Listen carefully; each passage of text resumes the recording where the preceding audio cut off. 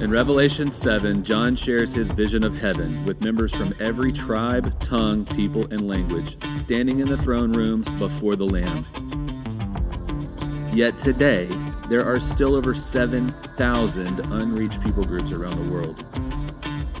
My family and friends have been on a journey to find, vet, and fund the task remaining. Come journey with us to the ends of the earth as we share the supernatural stories of God at work through the men and women He has called to reach the unreached. Hello, friends. Welcome back to the Unreached podcast. Dustin Elliott and Clint Hudson here today. We're going to co-host because we've got one of our favorite guests back in the studio today. We've got Scott Elequin with Switchboard, and y'all, globalswitchboard.io. You've heard us with episodes on it. You've heard us plug it on other episodes. Scott's going to give you all the more reasons why you need to get involved and build a profile on globalswitchboard.io. All these incredible ways to get in the game. So, Scott, welcome back. Hey, guys. Good to see you again. You got some new initiatives. You got some developments, some growth. We want to talk about it. You know, connecting with people for the last 2.5 years now, we've learned that people are highly variable, and there's a lot of reasons they would connect. And frankly, the needs in the field are very, very diverse. So we're actually launching some new things in 2026, which frankly make it possible for every single believer to be personally involved with the ministry today. I love that. So maybe let's just, where are we now? Like, so far, we've launched Switchboard roughly 2.5 years ago is when the minimum viable product hit the market. Right. And the minimum viable product was, you kind of think LinkedIn for Great Commission, Christian, global Christian audience. So you build a profile, you tell it a little bit about yourself. If you've got a specific skill set in accounting or supply chain management or social media or grant writing or any number of things, and you tell it what you're good at, someone else has a mission or a ministry, they're telling Switchboard what they need, and then the technology is giving you an introduction. So you get an email, and it's like, hey, so-and-so is out here. This is the description they put in for what they need help with. You may be a good fit. Then you say, yes, I'm interested, and you schedule a Zoom, and you talk about it. Or you can say, no, that's not exactly my fit. That's even helpful, too, because that can keep them in the pool to go in and find someone else. Is that right? That's exactly right. And honestly, our initial kind of mentality, our initial objective was that I am called. Everyone's called to the Great Commission. Everyone can participate. And what we found is that when you make those connections, they're amazing. They're really high impact. They're personal. They're meaningful. They're persistent. They last. And the thing that we also learned is that maybe we over-engineered some things. We started to make it like a job interview. We had an early board member, Tim Allen, that you guys know, that's like, Scott, it's about the relationship. It's not about the skill set. I'm like, yeah, but they got to have a skill set. What we found is that it's both. So the connections, and our true north metric is called a kingdom relationship, a KR. So if you two meet and you guys are ministering and working together 10 years from now, that's a win. If you help them and you don't really necessarily feel called to someone's ministry, that's okay too, because you help them. But I mean, we made it about the work. And so what we found that there are two major dimensions of success. One is that the person that's engaging has got to have some meaningful way to impact the ministry. They have to be a benefit to the ministry. And the ministry has got to really fill the calling of the individual that's participating. So, Clint, if you care about human trafficking or church planting or a particular region or translation, I mean, you should serve with ministries that fit the calling, the thing that you are uniquely called to do. And helping in other places is fine, but the long-term relationships really need those two dimensions. And so really what has happened for us is that in the last 2 years is that we've recognized that plugging in people other ways and not trying to orchestrate that initial interaction makes it much easier for people to meet. So to me, what we're announcing actually as of May 7th, so the timing of this is perfect, is for National Day of Prayer, you can connect for encouragement.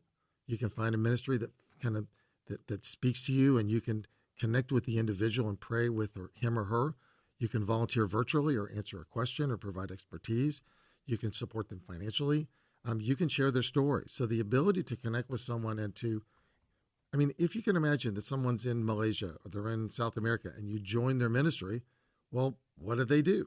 and what do they need and how can I participate? So we're much more expansive in terms of the way that we view what service really is. And the basic unit of service, the core value proposition, is that an individual can join a ministry and that they can serve together. Dude, this is awesome. Like 2 years in and you guys are scaling to something new. You've learned some stuff. Let's do this. I want to push the button on the KR thing because that was really cool. That is cool. I love that. The kingdom relationship. That's awesome. Can you put some skin on this a little bit? Can you tell our audience a KR story? One of these stories about somebody within the Switchboard network and the relational equity that they've been able to develop with somebody that they're working with? I wish I could pull up the Austin Ridge dashboard because you can see it playing out as people are interacting. If I were to connect with someone because they posted a prayer request because their son is going to the doctor, and so you pray with them for that purpose, but in the process, they're, I'm a CPA or I'm a financial planner, or they're telling what they're good at, then all of a sudden the ministry is building out a network of people that really care for them, that they know, but they also know this is where they went to college, and these are the languages they speak, and these are the skills that they have, and these are the things that they care about. To just be very base, a lot of the relationships in terms of join my newsletter and see what's going on is really more about maintaining a stream of funding, getting people to kind of be aware of your ministry and communication. But when they start serving together, then all of a sudden the guy that answered a CPA question is now in Vietnam visiting the ministry, or they're introducing their friends that can help with other things. And then frankly, we don't track funding because the funding doesn't flow through our platform. But once people serve and they're involved and they've been to the facility that needs to be fixed, or they understand the initiative they're trying to solve, they typically participate financially as well. So to me, allowing the relationship to start at the most natural level, which many times foundationally it's prayer. I care about you, and we can meet and talk about that, and we can pray. Lets it blossom into whatever it needs to be. And that experience is actually the thing we're officially launching on May 7th. We've seen it anecdotally over and over and over again, but we intend to capture those interactions in the system so we can see how they're participating on an ongoing basis. Okay, before we pull on that thread, I want to double click on, you mentioned, I wish I could pull up the dashboard. If you're leading an organization, if you're leading a church, or you're part of the leadership team, when you have people that have signed up on Switchboard, then there's a dashboard that shows everyone that's serving through Switchboard at your organization. And so then Scott and his team can meet with you, the leadership, and say, here's the 7 or 17 or 77 people in your group that are now working. Here's how many KRs have happened, right? Here's all the different countries that they're serving in, and you're probably going to be blown away. You're probably going to be blown away when you see the growth that's happened. It's amazing. And it's kind of a natural progression. So you're looking, so again, the base unit of service is the connection, the kingdom relationship between individuals, but providing oversight to some pioneers of these are the ministries that are meeting with people from all over the world. And these people go to these churches that have sent our missionaries for decades, is a whole new value so that they can know how to inform those churches. Hey, you've got a bunch of people that are working in Eastern Europe. We should do more of that. I mean, it creates all kinds of inroads to show that progress is happening. I think that the thing about investment in ministry, I'll just say in gospel workers in ministry, is it tends to be anecdotal. Ooh, here's a heart-tugging story about this thing that happened, and here's a picture of someone who is laughing and smiling. It's like, no, here's a guy who engaged yesterday and did a thing and made a difference, and you can see it live. So the ability to get visibility organizationally says, we should invest in this. We should. Do you have any idea what's going on? How much fun would that be at a staff meeting? If they pulled that up at the monthly staff meeting, and they're like, hey, you know what? We just want to celebrate today. How about we put it as an object and an iframe on their website that gets updated continuously, so that anybody that comes to their website says, here's what we're doing. And by the way, click here so you can join our team so that you can do it with us. You have churches all over the world who want to become sending churches, who want to have a better understanding of Great Commission. And they have members who are actively doing this that they had no idea unless they raised their hand at some point to the missions pastor or pastor and said, hey, by the way, I'm doing this thing in Uganda.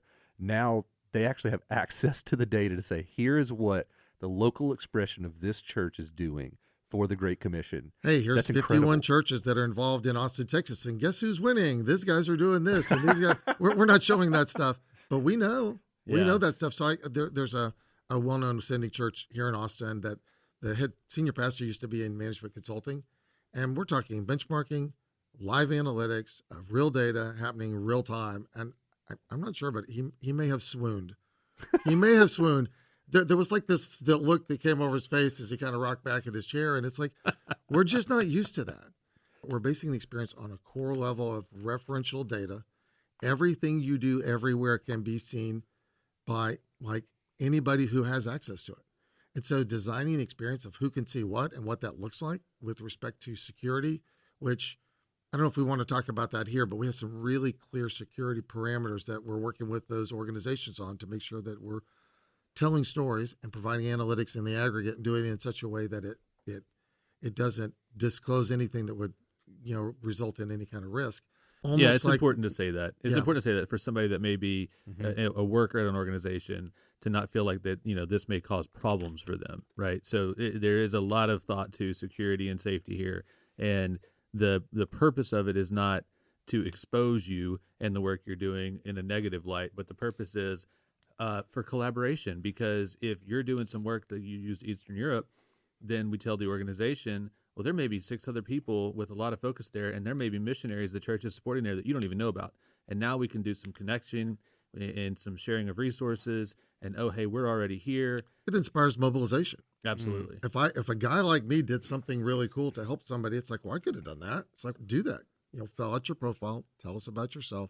If you look at the systems design in terms of concentric circles, the gospel worker is at the center. I mean, this is about the Great Commission. It's not about cool analytics. The next is the experience between the believer and the gospel worker. And then the metadata layer is the organizational layer. And the enterprise piece that we're launching this year is to make it so that it's worth it for those organizations to want to mobilize their people in mass because they get the benefit of that inspiration and that kind of dashboarding. But we're really doing that experience just so we can get them to buy into getting all their people involved, which is ultimately what we want is mobilization. Yeah, well, and I mean, look, we're not in it for credit. Right? I mean, we play for an audience of one and all the glory goes to God, but you could be in some capacity leveraging the credit of all that work in your organization to share those stories and inspire more of it. Mm-hmm. So, good stories beget more good stories. Exactly. I love it. So, National Day of Prayer is May 7th. Mm-hmm. Is there some kind of timeline of events and things that you're going to roll out here that we can kind of be aware of? Yeah, we're trying to build a mass orientation onboarding experience that you could sit down with a smartphone, click a QR code, talk to it, describe yourself. What do you care about? What are you good at? Click a button. And then within 1 minute, I'll say it's actually like 30 seconds, but I'll say 1 minute just to give my tech team a little time.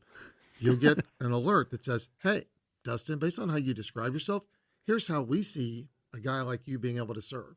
And by the way, based on how you describe yourself, here's one organization that you could pray with right now. Here's an organization you could volunteer with right now. Here's an organization that you can encourage right now.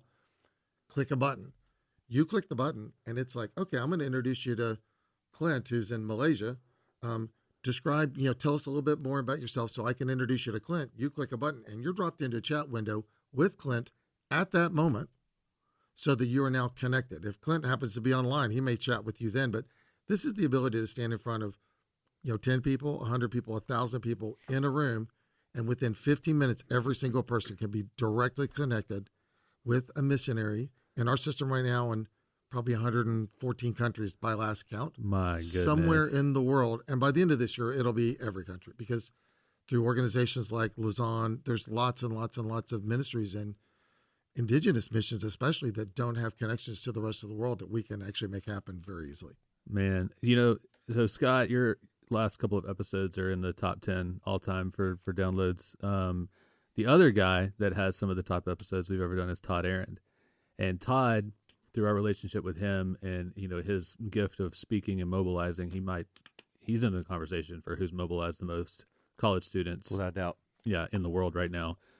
He's brought Clint in, and Clint has gone to MC a couple of conferences called For the Nations.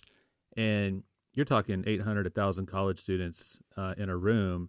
And what you're telling me is that Clint on stage could throw a QR code up during a talk and say, hey, everybody take the next 30 seconds to fill out your profile. And before you get to the bathroom break of the conference, you're going to have a connection opportunity. Absolutely.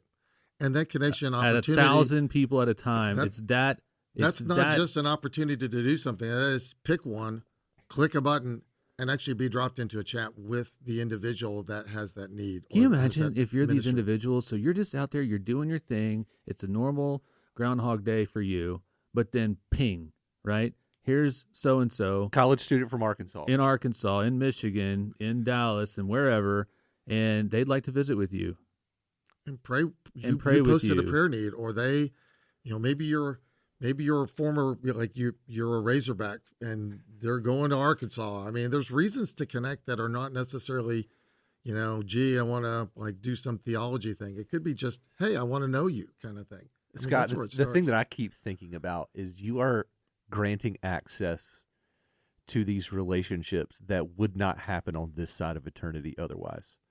Like, I cannot stop thinking about the fact that I can hop on this, fill out this profile, describe myself and the giftings that I have and the calling that I have, and then all of a sudden I get connected to somebody that otherwise, without this platform, I would not have an opportunity to talk to about the kingdom work they're doing unless we're actually on the other side of eternity. That's crazy. So first thing is, yes, I hate to say something's easy, but the thing you just described, our services leader, Julie Zavadny, she and I argued for 6 weeks, 3 years ago, about the taxonomy. What words do you use to let you know that if there's 1 million people and 50,000 ministries, who should we introduce? Was impossible. It was literally impossible with some of the AI tools that we have now embedded in the app. It's like, it's I don't know. I still can't make myself use the word easy. It just happens. And by the way, accessible. It's now accessible. And the better you can describe yourself, the better we could say, well, then you should probably meet him instead, because now I know that you're this age, or that you have raised boys, or that you go to a Baptist church versus a Methodist church versus an Anglican church, or whatever. The more you can tell us about yourself, the more we can say, well, gee, you might want to serve with so-and-so because your family is from Croatia. You speak Croatian, so we should totally connect you with the ministry in Croatia as opposed to someone in Dominican Republic. It's really important because in this scenario, your output really is based on your input. Mm-hmm. So you need to be thorough with your input. And let me just give everybody an example. I'm on my Switchboard profile right now. I can click on a tab about my opportunities that match my skills. There's 30 in my profile right now. Right. And you have a lot of skills. You have you have them ranked. So my front page is 100% match. Yeah. There's this little green, and then it goes down to 58% match or 33% match. And so I can scroll through 30 different opportunities right now. Anything from fundraising consulting to marketing consulting to how to run my business. Yeah. Mentorship.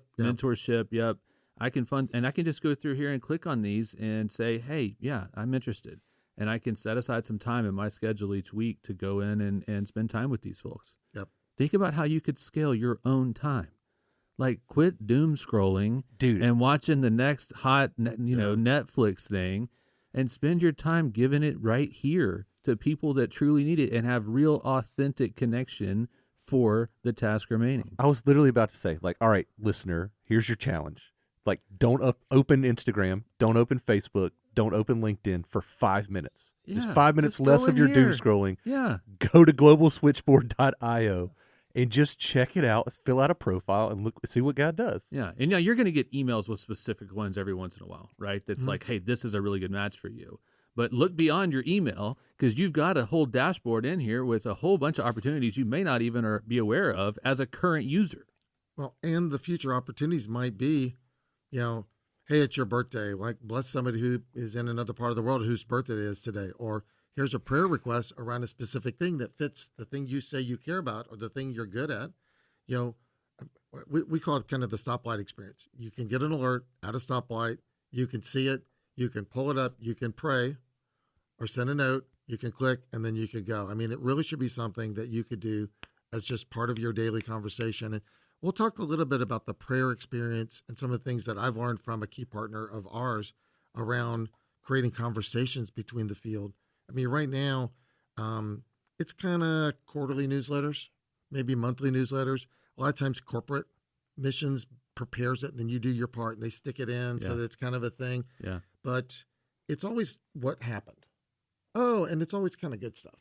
It's not like I'm really struggling, or my son's sick, or I had this really big meeting and then the guy canceled. So there's a group out of Orlando called Pravon. And so he and I have met. We meet every other week and pray together and just talk about how we can make an impact together. And what those guys have learned is, having your prayer circles where I can say, I'm going into town tomorrow. I have this big meeting and I'm really trying to accomplish this thing. Please pray, 2 p.m., Philippines time, which is here. And then, the next day it's like, here's how it went and praise God, or we had this concern, or my son's sick. All of a sudden people are like in a conversation with you and they're like on the field with you.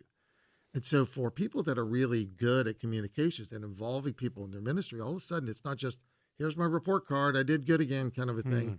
It's a very different interaction. So now all of a sudden you take prayer and encouragement and service and those conversations and you blend that into all the other things that are going on, and it creates a very different dynamic, which creates an entirely new opportunity for service. No, you're explaining that really well. That didn't exist I'm catching before. that vision. It didn't exist anymore. Yeah. And so it's an entirely different thing. So for May 7th, we're basically going from skilled volunteering to multiple ways to interact and to serve and to engage.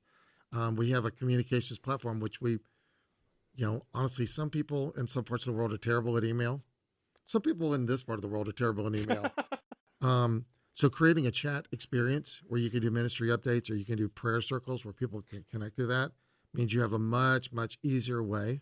And then if we are able to roll that into like an iOS, like a mobile app experience, then all of a sudden you're getting alerts, whether it's WhatsApp or anything. It's like all of a sudden the comms, the technology of the comms, we're bringing much closer together. So that becomes a very persistent thing. So I would expect you to check it when you pull up at a stoplight or you've got 20 minutes before your next meeting. Is just hit it, see what's going on.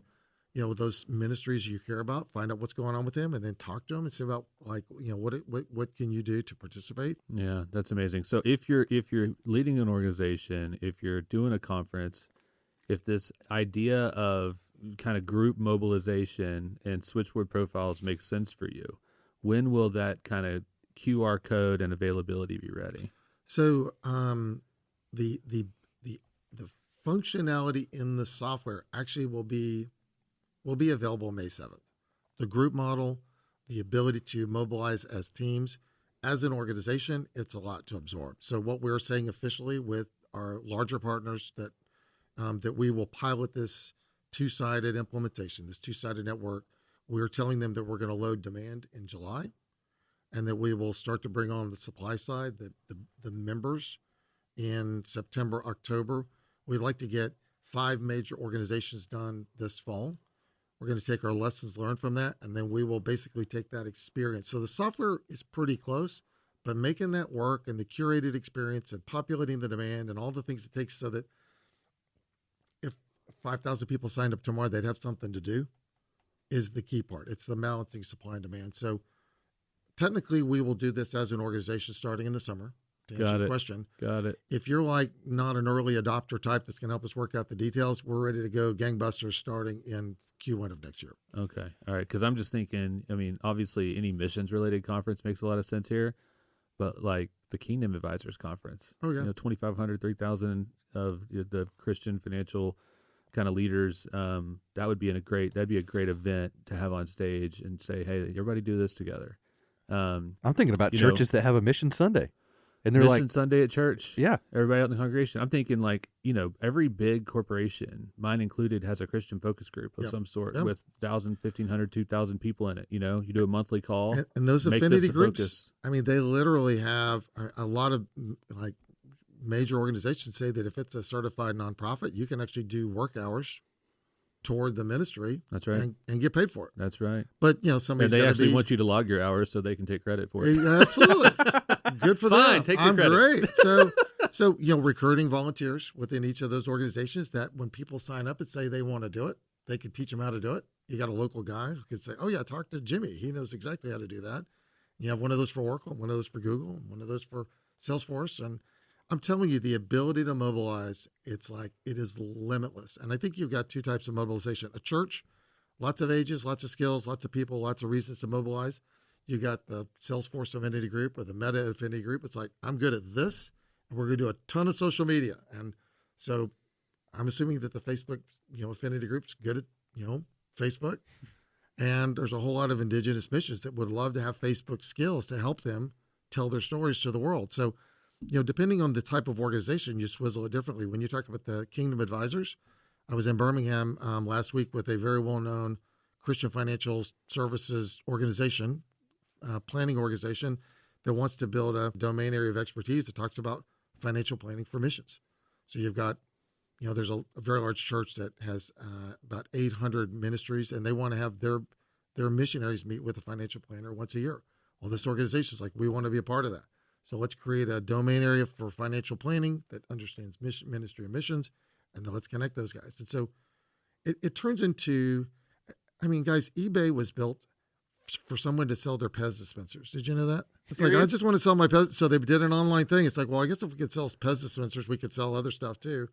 And the next thing you know, there's a domain area for people that, have like late 1960s Datsun Roadster parts that has people from all over the world that, go into this group. So the ability to take the platform that just brings people together and do Sure. whatever the heck God has you to do with it, that's the innovation that comes from outside of us. We're just connecting the people that want to innovate. Yeah, by That's the way, awesome. for the Salesforce group you were just talking to, there's one in my queue that needs Salesforce specialist help for donor management. So y'all get in here and build a profile and help these people, help them out. I just got a text message from a buddy of mine today that asked me a favor, whose sister's a missionary, who's a Salesforce guy.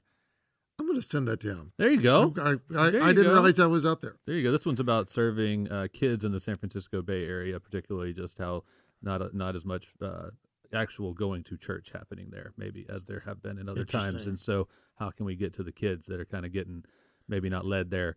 I'm telling you, the needs are many. Let's talk about the needs. So I want to swing to the other side of the looking Mhm. glass here and talk about the actual missionaries on the ground, the people that are doing business as missions. What's the pitch to them to communicate in a different way? The standard used to be, hey, we'll either put something in a newsletter or we'll come on a podcast and tell a couple stories. Now there's an opportunity to have real-time connections and real-time needs met. So, give the pitch to those folks too. So if you go to seminaries, you go to sending organizations, it's guys that can translate Greek and guys that can preach and guys that are, they're more MDiv guys. The idea that you need to have project management experience or supply chain experience or operations experience is never part of it. So part of my message to the field is, guys, if you had unlimited resources, you need to get good at managing a lot of resources. And our best customers are guys. I got a guy in the Philippines that, man, you could send him another 50 people and he would have everyone put to work. Part of them would be managing other people, putting them to work. So using people who are volunteers to engage other volunteers or building prayer teams led by people who run prayer teams. So thinking differently around the work itself, I think is part of it. The second thing is that if you look at kind of the everyday sent missionary, there's kind of a sense that I'm a lone wolf. I'm on this on my own. I got to figure it out. Totally. That's the way it goes. I live in isolation. And so this sense that if you say, what do you need? Basically they'll say, well, the one thing I can't get done is this thing. And it usually is a purple squirrel. It's something that's like, I need a guy who could do Salesforce in this environment, who's coded in React Native. And so there's like this super hard things for us to find people that have that skill, that have a heart to serve. So if we said, every believer is now in your cell phone, everyone can help. If you had somebody that could proofread or somebody that could, help you write these documents or help you do different things, then help you with homeschooling. So there will always be specialty things. There'll always be specialty things. But if everybody wants to participate, for gosh sakes, involve them so that they can participate. doubt. So instead of 97% of my time is filled up and I just can't do this one thing, it's like, well, find people to help you with 40% of what you're currently doing. Finding someone in the United States that can follow up with your donors to just say thanks once a quarter and here's what we accomplished. Or who knows what. It's like thinking differently. If everybody was involved, think differently about what you can do. And then our goal at Switchboard is every time we see somebody do something that's super smart, I'm like, that's a great idea. Let's tell everybody else. You could be doing this too. And we've already populated the supply side so you can have people involved in your ministry. So as we re-architect how, as we reform the supply chain of the Great Commission, as we reform how we could deliver services, let's make sure everybody knows it so everybody can take part of it. Dude, this is brilliant. The supply chain of the Great Commission is such a cool way to look at this too. Scott, you guys are actively creating opportunities for people who are living their life and giving their life towards missions to not remove themselves from the field.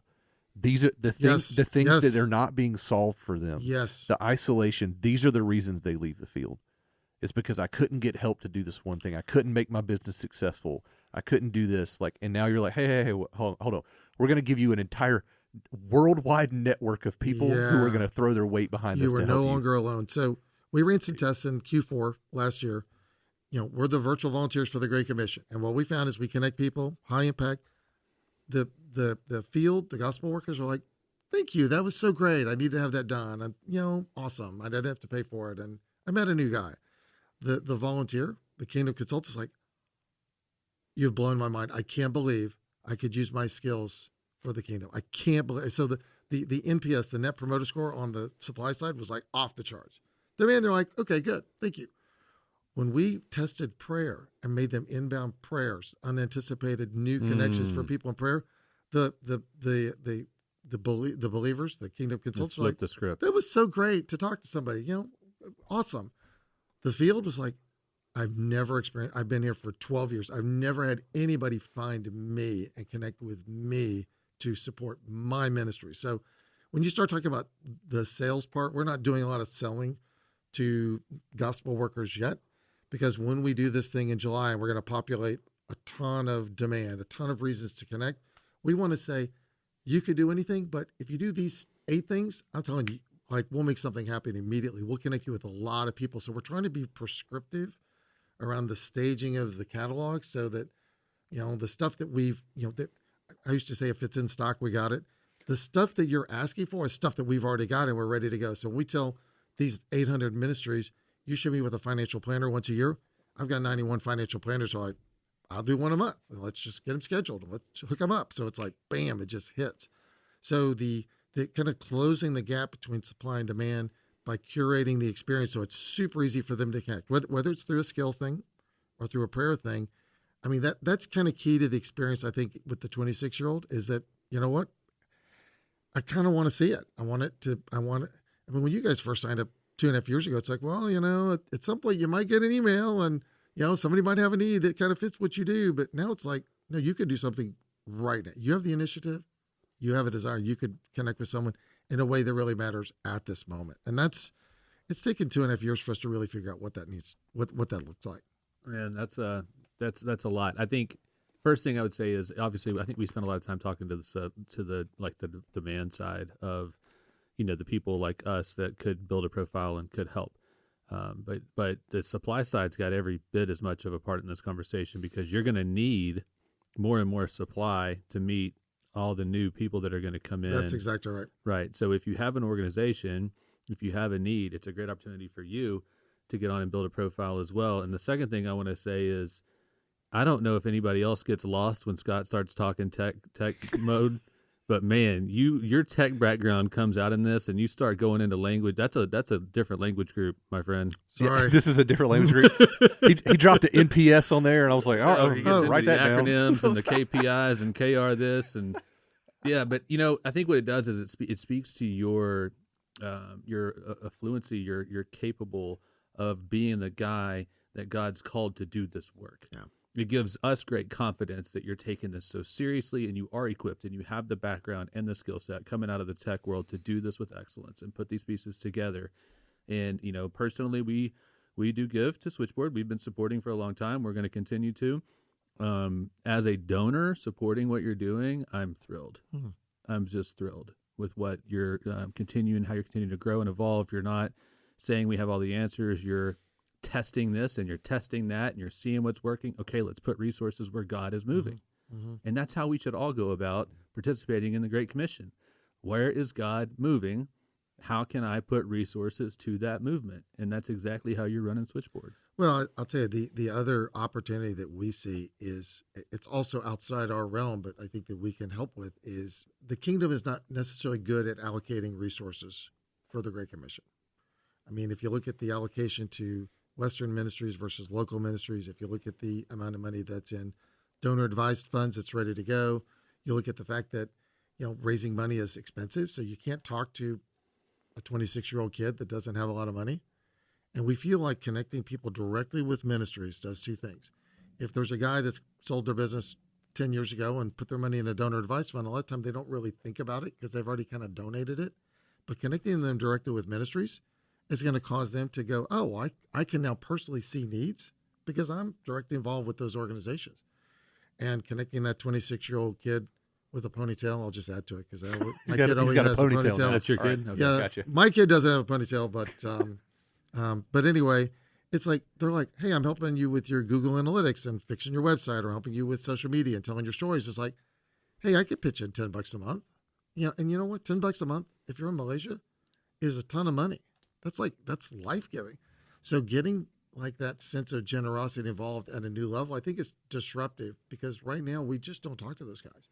And most of the people that we know that raise money, they have fewer donations from, older people who gave more than they gave last year, but they're 71 and they'll be 72 next year. And it's like, I feel like we need to reconnect the, what I call the Zillennials, the Z's and Millennials into this process so that they're personally involved.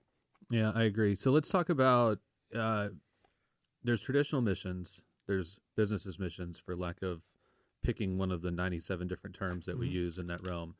And Switchboard is really bridging the gap because you may have a connection or 10 to nonprofits, and you may have a connection or 10 in for-profit ways too.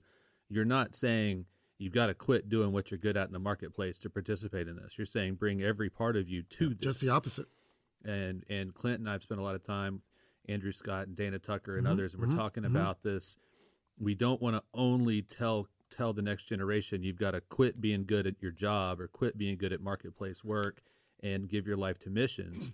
There have to be senders and goers.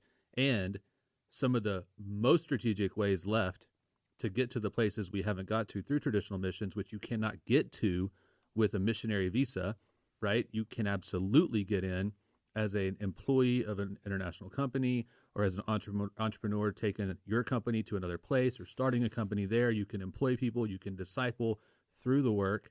And Switchboard is meeting that medium and using kind of both and to engage people and bring people in. And so for the next generation, if you're parents and you're listening to this episode, please share it with your kids so they can share it with their friends. And understand, we're not glorifying the goer over the sender or glorifying varsity Christians as missionaries over someone running a business and discipling their employees in their community. Both are important.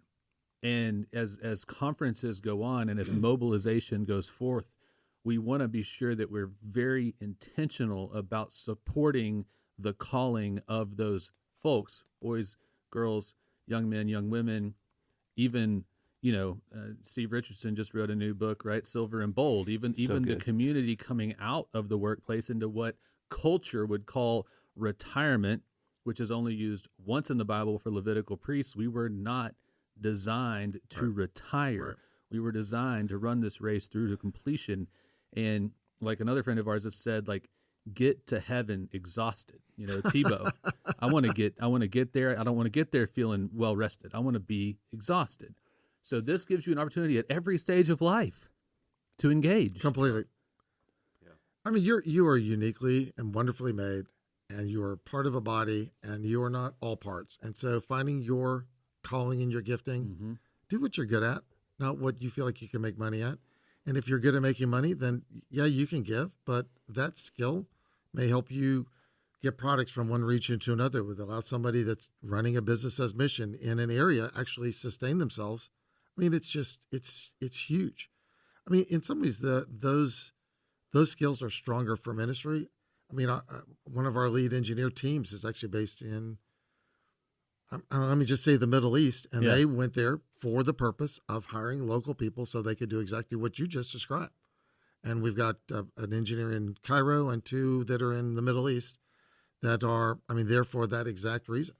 And it's amazing, and it's easy, and it's lower cost of living. It's also good business. I mean, there's a lot of reasons why this is a really smart thing, and these are creating sustainable ministries that could go on for decades. And it very much could be different chapters of your life, different stages of your life as well. I mean, people transition. You may do one role for 5 or 10 or 15 or 20 or 30 or 40 or 50 years, and then you may have another role to play.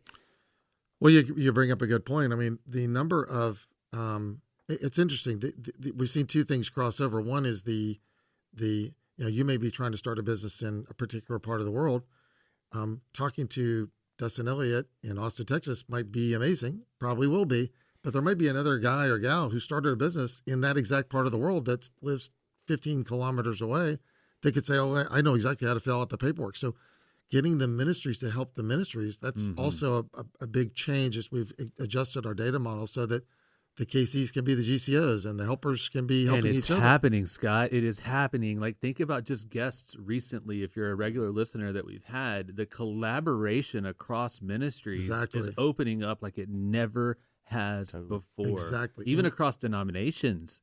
The playbooks are really getting opened up and saying, here's resources we have, here's relationships we can leverage. Again, something as simple as, we know how to fill out the paperwork. That open-handed posture of the Big C Global Church that we're all experiencing in real time right now, and that's something to be celebrated. It's something to be leveraged. It's something that we need to lean into. And again, here's a platform to help mobilize that, to help encourage that, to help really force multiply that concept. Scott, cool. dude, thank you for doing this. Oh, Dustin and I get to sit here and hear stories all the time, and we're so compelled that we feel like the Great Commission can be fulfilled in our lifetime. We feel like all of the synergy's heading in the right direction. Exactly what we just talked about all the collaboration. But I feel like what you've created is a crucial tool that's necessary to see this happen. And so, dude, just thank you, honestly, thank you for doing this. I'll tell you what, Melanie and I, so my wife Melanie and I, we kind of came to a conclusion 5 years ago. It's kind of like we raised our family, we went to church, we had this great little life, and then we look around. It's like you look at the numbers, you look at the church. It's like the world is literally falling to pieces. And so there's this kind of sense of despair. It's like, wait a minute, things have changed, and we could actually. It's not too late. And whether or not we finish this race or we get this thing done, it's like we get to be a part of potentially taking the pendulum and swinging it back, taking these technologies that people have put on our heads and say, let's use those for good instead of evil. I mean, you pick up a phone, you take a Starlink, you've got platform technologies, you've got Amazon Web Services and Google Cloud, and so you got global infrastructure, and now you've got artificial intelligence, and you could literally connect with any person in the world face-to-face today, now. I'm like, so what would you do with that? It's like the fact that we can even be a part of that. I cannot. How cool is it? How cool is it? Like, what on earth? Why do we get to be doing this? It's just impossible. It's impossible. I pray every listener has an experience with this. I really do, because Clint and I have. It's so rewarding. Like, you will end that Zoom with the biggest smile on your face, and they on the other end will end that Zoom with the biggest smile on their face. And don't feel pressure to make something extraordinary happen. That's not what this is about. This is just about authentic connection. Yes. It's just to say, I'm here and you're there and we're on the same team and I've got your back and I'm praying for you. And is there anything I can help you with? That's it. And it may not even be you. I think said on one other episode, the result of one of the calls I had was I needed to introduce them to 4 other people I knew, and I sent 4 emails, and that was it. And then those emails that took off in those other relationships. I knew people that had a better skill set for what they needed. And in this case, it was people that could be clients or customers of this engineer's, what he was doing to help kind of support financially. That one was 7 kids and a bunch of college costs coming up. And how do we do that on, missionary budgets? Yep. But my guy in Jordan has 7 kids also. Yeah, well... We might be talking about the same guy. But that's the point. The point is, it may also just be who you know that they don't know that you can connect them to. So one commitment I want to make, and I think it's safe that we can say that we want to do this at the conferences over the next year that we have a chance to be a part of. Absolutely, without a doubt. Is that fair? I can't wait. Cannot wait. Yes. And then we'll do it. We'll find some stories to tell from the results of those, and maybe do a little series next year on the results, the fruit, the impact, the KRs, I love that. Kingdom relationships. We will be generating stories of people affecting people that they will self-publish, that you can present day in and day out, that are live stories. I mean, I want the internet and social media. I want modern culture to realize that people can change the world. I want to make it super easy. I mean, Getting someone to write a story is really hard. Getting a story to self-generate and let somebody say, yeah, that happened, and publish it is a totally different thing. And that can happen at scale. And those types of things are the things that will drive innovation, that will drive activation and mobilization, that will make it personal. There's a lot of social currency in that. And I'll tell you, the one thing that we see is that, if you're a conservative, let's just say you get kind of caught up in modern culture and you got to stand your ground. It's like, well, maybe you don't argue with somebody about something you're never going to agree on. And you just say, you know what? Here's what I care about. Let me tell you about it. It's a very different thing. And making these personal connections, I just think, is going to create so many opportunities outside of just what Switchboard's doing, that I just think that we will never fully know the impact that we can make if we just will pick up the button, tell what we care about, and tell what we're good at, and just let God take over. Amen. Amen. Hey, you know how we end them. You said you did that. You just so you know, Scott came in today. He goes, just don't ask me to pray in another language. You've already spoken another language quite often today. Yeah, it's the tech language. But as always, Scott, thanks again. And would you close us in prayer? Yeah, I love you guys. I just appreciate what you're doing and the stories you're telling, because this is how we need to think. We need to be really aware of the rest of the world, and we're very insular. We really are. So thank you guys as well. I really love the ministry that you guys are bringing to the world. Thank you. Thanks, man. Father, what an amazing day. I just pray that you would allow every person that hears this message to recognize that they have a very specific place that they can connect in this world, that there is some ministry somewhere in the world that has a hole that is exactly their shape. And I pray that people would be called to that they would be encouraged, Father, and that they would just recognize that they can make a difference, that they should not be disillusioned, that they should not be disenfranchised, that they would recognize that it is not too late, that it is something that they could do today. I thank you for Dustin and Clint. I thank you for this ministry. I thank you for this church that we're in and the amazing impact that they've made. We just love you, Jesus, and we thank you. Amen. Amen. Amen. Thank you for listening to Unreached. Our sincere desire is that what you've heard today will cause you to see the mission of God differently and your role in it more clearly. If this adds value for you, and we hope it does, would you please rate and review the podcast wherever you listen? Also share with your family, your friends, your church, your life group, small group, D group, wherever you do life. And if you want to connect with us, find us on Instagram at Unreached Podcast or email us at unreachedpodcast@gmail.com.